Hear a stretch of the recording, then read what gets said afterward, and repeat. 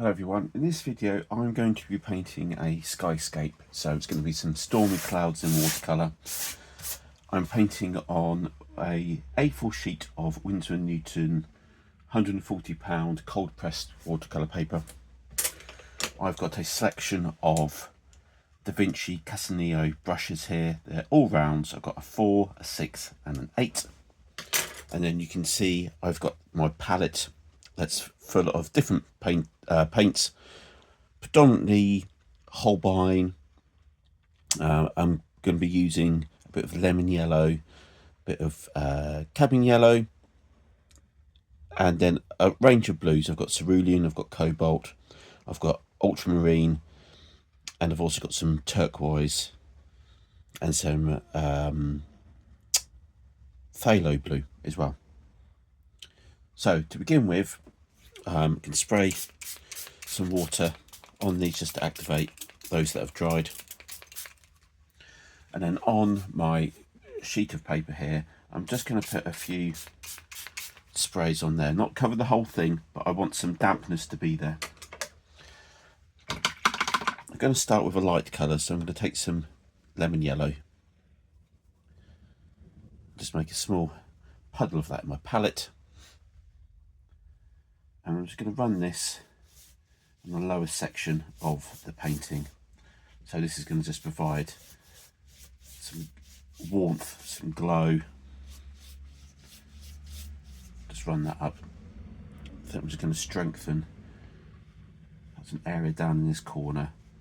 So if you think about rules of thirds here, I don't want to put a focal point right in the centre of the painting because everything will just be drawn into that.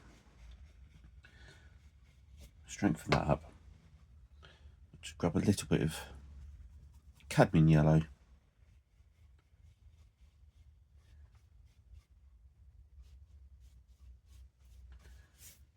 Okay. Wash the brush out. So now I can move on to the clouds. I'm just going to put a few more. It's actually drying quite quickly. So I'm going to take some Ultramarine Blue.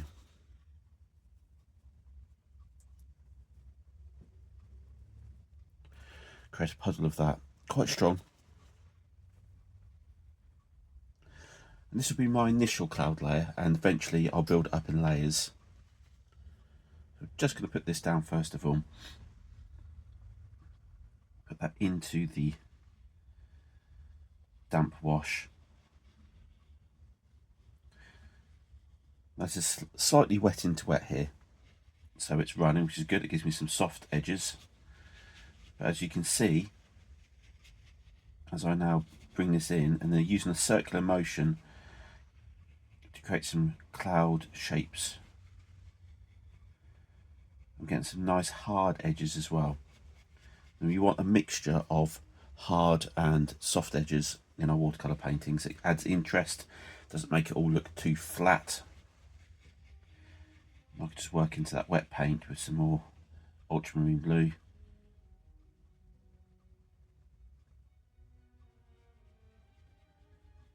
So I'm leaving some gaps for that yellow to come through. Just going to strengthen that a little bit. Just drop some more in. So it's not all one flat wash of ultramarine. You can already see that there are areas here which are changing with their intensity.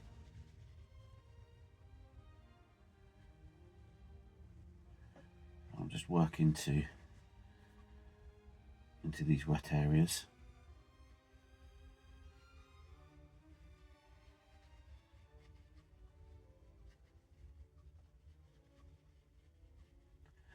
Again, continuing with that circular motion with the brush. I'm using the large number 8 brush here.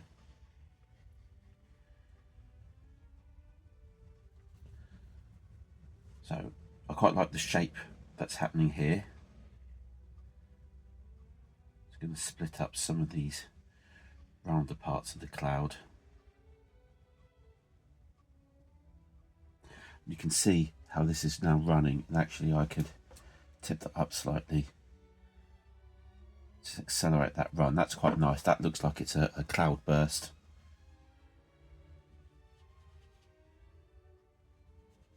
So I just added some more water to my brush here to make that flow a bit easier.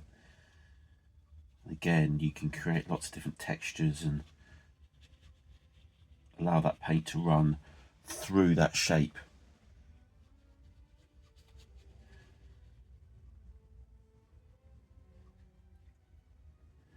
I almost want to mirror the shape of this cloud in my cloud that's above. Kind of allows the eye to wander through the painting.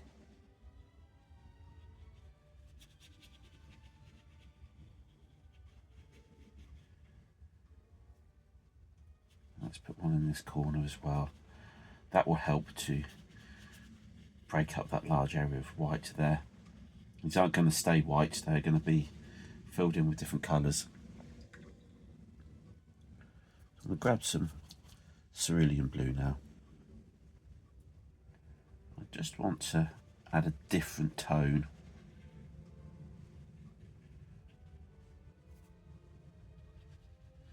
In your watercolour paintings, you don't want to use flat colour and the same colour throughout for your clouds. You want to work into them to get different tones.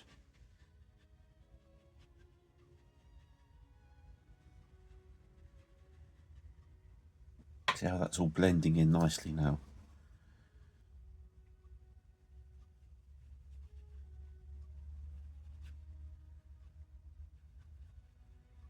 Just keep working in.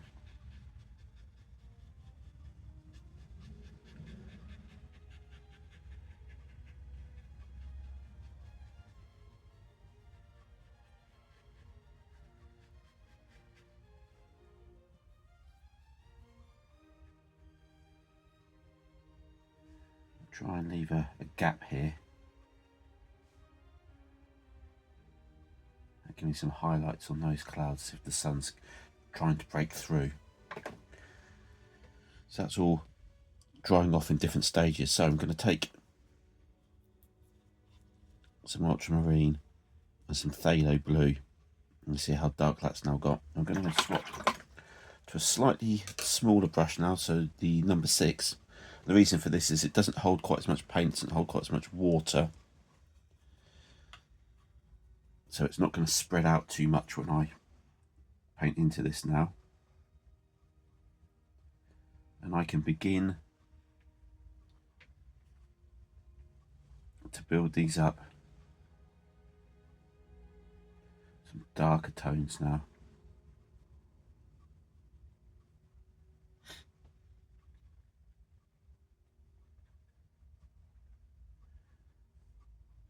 And as long as these stay fairly damp,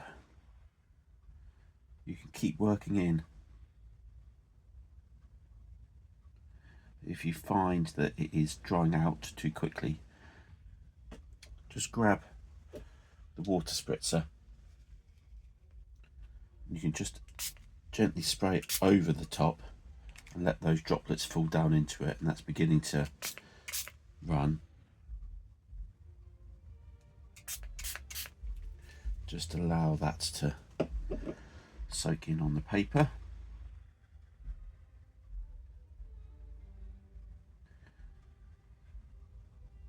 Again, you can just continue to work into this.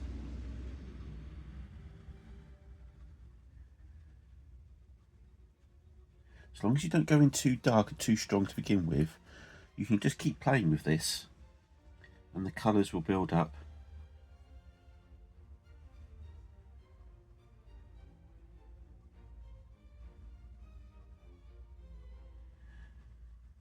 So now you can see I'm doing some slightly different shapes here, a bit more linear, as we're seeing the bottom of the clouds.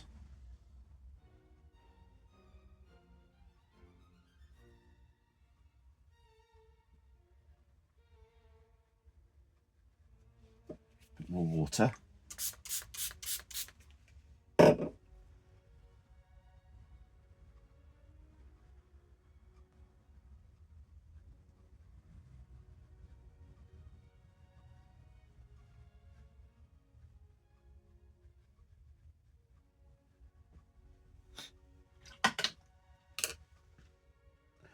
going to add a little bit more depth. So again, some Prussian Phthalo Blue. I'm just going to take some burnt umber and turn it into a grey. It's a blue grey.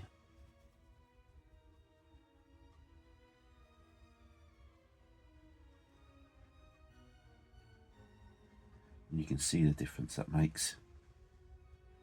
Just work that in.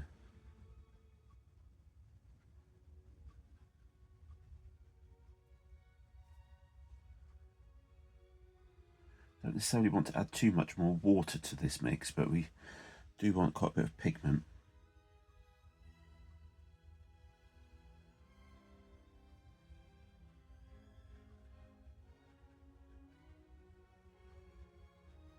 We can blend that wet and wet on the page.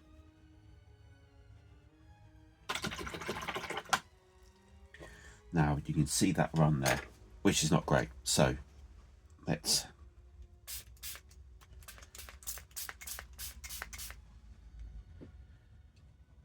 allow that to bleed down the page. We've got another one in the middle there, so we can manipulate that.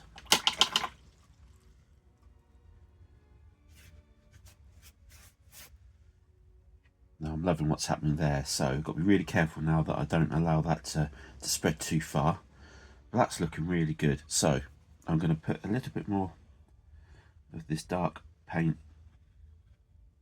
in these clouds here, without disturbing that too much.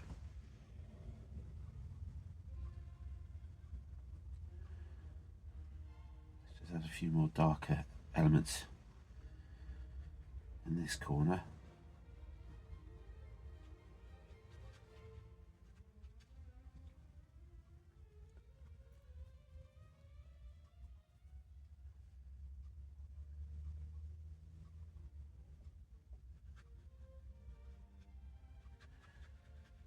And you can work into this so long as it stays damp. You don't want to form too many hard edges, the cauliflowers that you might get if you're working into an area that is already started drying.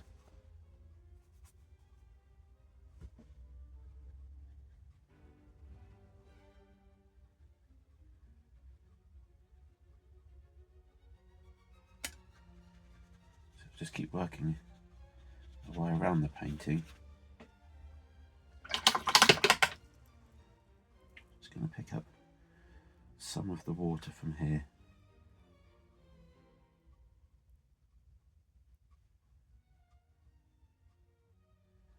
Just work into that.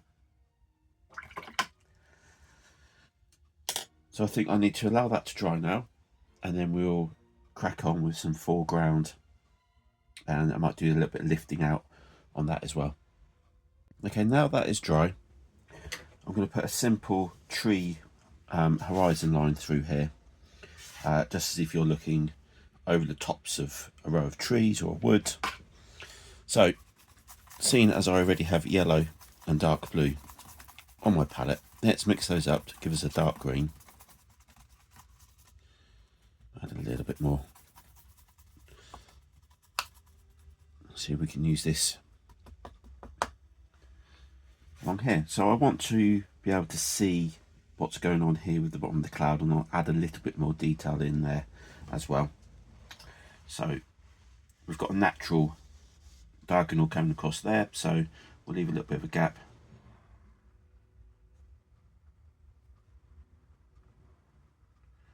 Put this in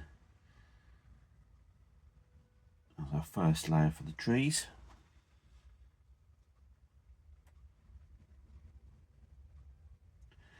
So I'm just dancing that end of the brush around to get a bit of a broken top edge to that. And that just allows some of that lovely light yellow to come through.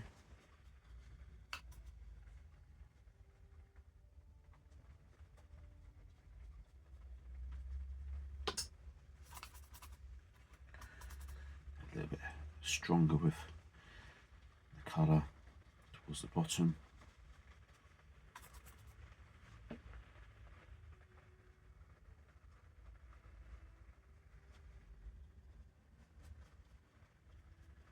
Again, we can layer this up, let it dry and make it even stronger, and that'd be nice then, nice effect.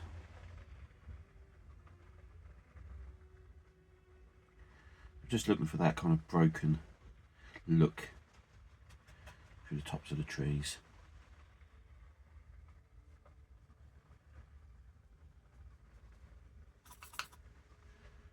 It definitely needs to be stronger, so we'll get this in first of all, and then we'll put a very strong layer over the top.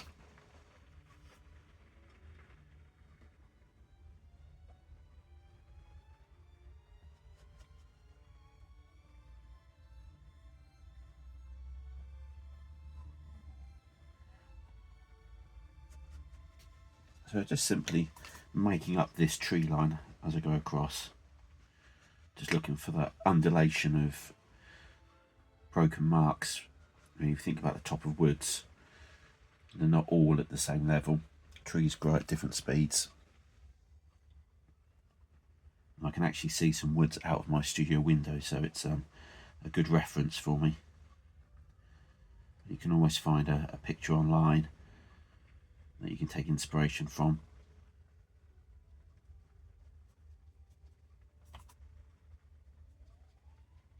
So we'll work our way across.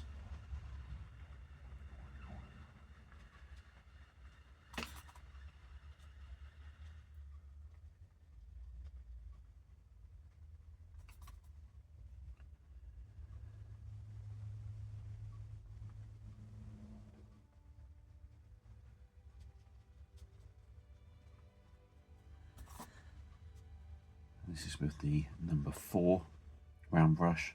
That just gives me those smaller marks.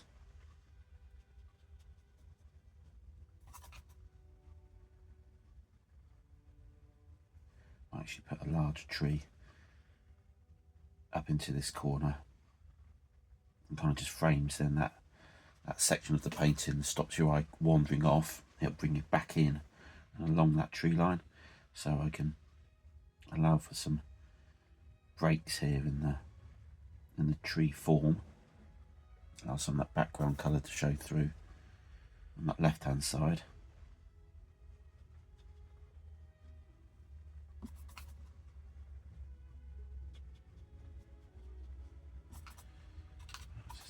Mix up some more of that colour, a little bit more of the Ultramarine Blue. See, that gives it a stronger colour there. So we've got a nice little bit of glow coming through these trees, which we don't want to lose. Just need to be a little bit careful that I don't overdo these trees. So I'm going to switch to a slightly bigger brush, number 8. Oh, number 6, sorry.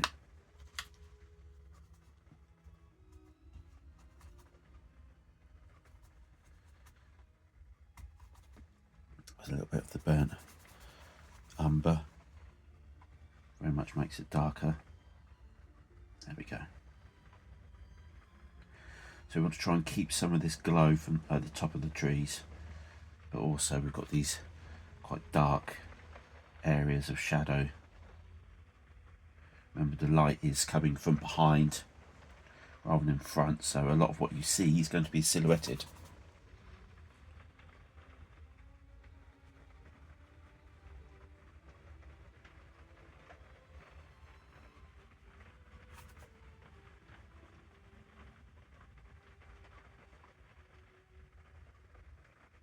So we'll keep doing this, and you can probably hear the rain outside on top of the shed roof. This is ironic from what we're painting.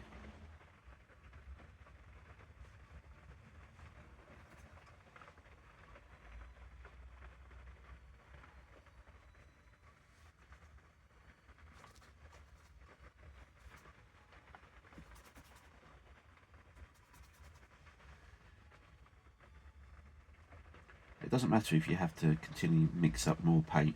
It actually adds to the character of the painting because it's not all the same colour. You'll get those slight differences in the tone. It's a very similar colour each time.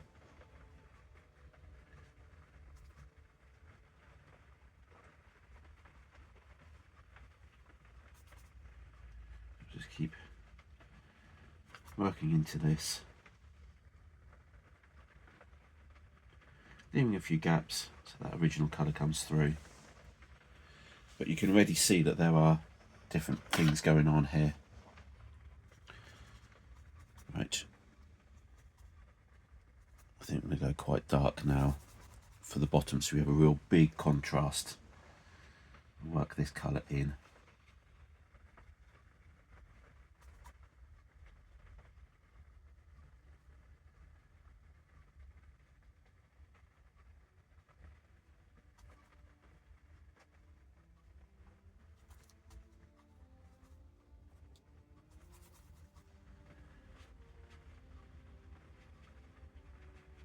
This colour helps to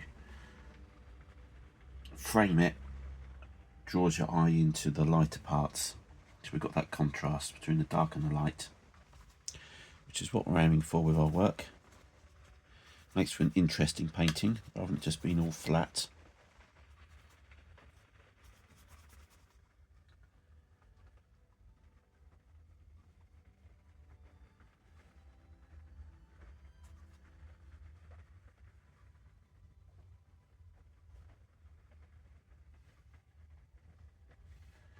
A few indications of trunks.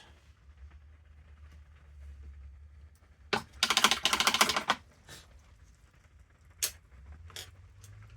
grab on number 4, that same dark colour. Just gonna add a few bird marks. Crows are normally up in the sky come the evening round our local woodlands anyway. Again, just gives it a little bit of interest.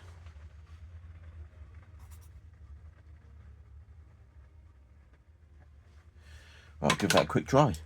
So you can see that that's dried considerably lighter, so I'm going to go back into that eventually and just change that slightly. So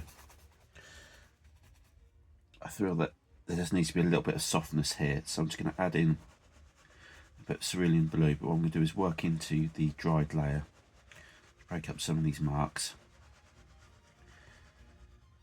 Because I'm picking up the lighter, the dried paint, it's actually going to be slightly lighter than what's already there.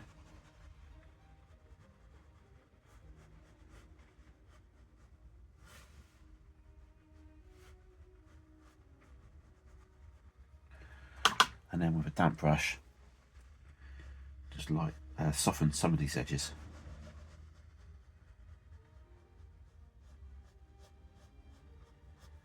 There we go. Just splits up that mass of yellow that was there. Do the same on this side, just to fill in some of these, with a dry brush, some of these areas. Just so there's a continuation of the clouds, it's not quite so blocky. So let's darken up some of these areas. I'm just going to take some Paynes Grey, burnt umber, ultramarine,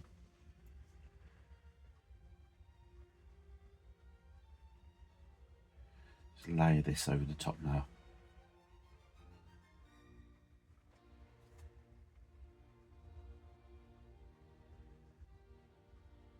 Dabbing this on with the end of the brush, so a bit of a broken edge again, but then it can be more solid towards the bottom there.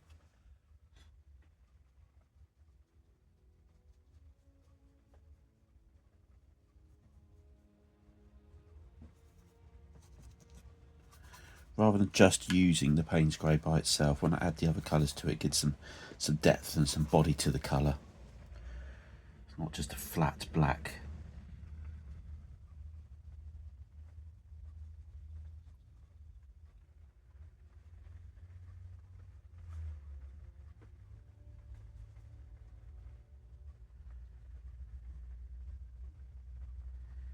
So those underlying colours are still showing through. You can see that they've been strengthened now with this dark mix.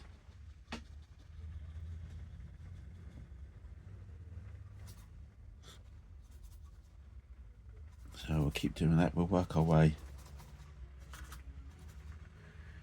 across here, so not all just on one side.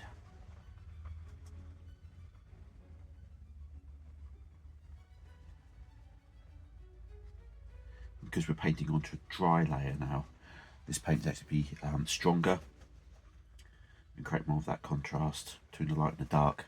When you're painting into a wet layer, some of that pigment gets spread out, and so it's not as strong.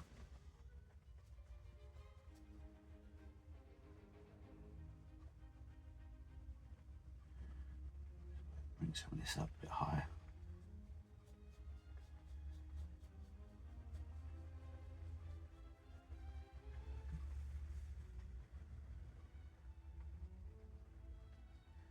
I'm just dry brushing a little bit now.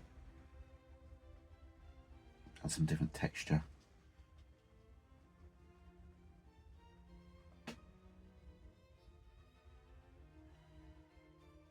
So we've got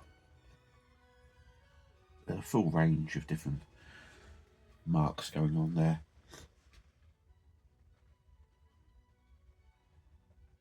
And you can just build this up to much or as little as you like.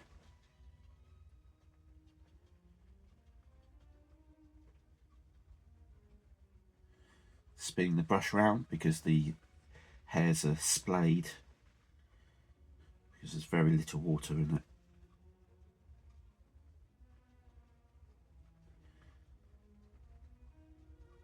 So we're stippling here using those splayed hairs.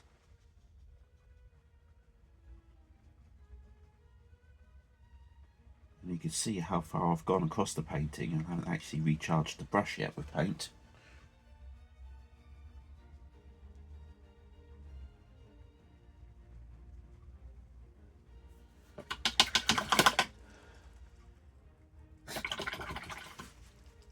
Okay, I'm just going to clean the smallest brush now, number 4.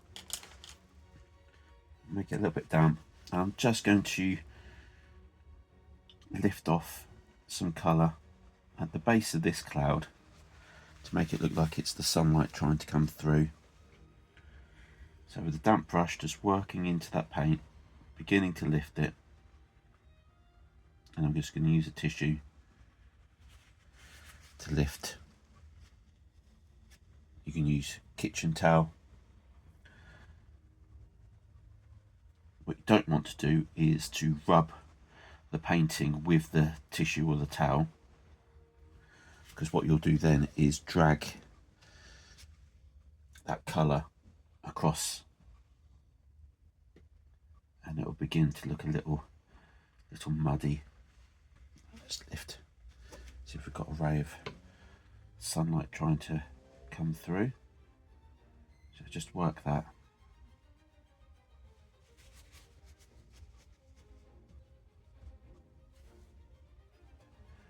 I can do another one of those just here.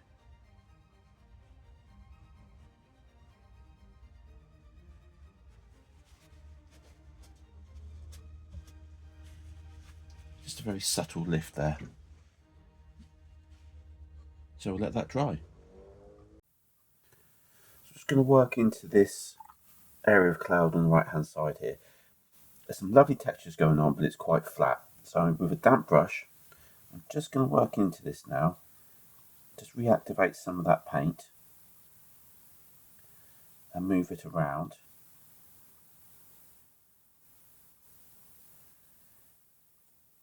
And by doing so, you can see that I'm actually lighting up some of the areas.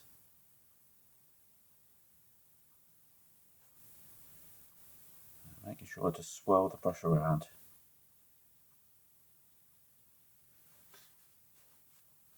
can dab those areas to take off the excess water.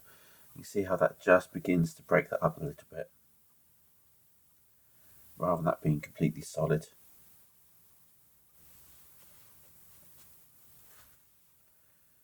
Just be very careful not to drag the tissue across, but rather just to lift it out, to dab it.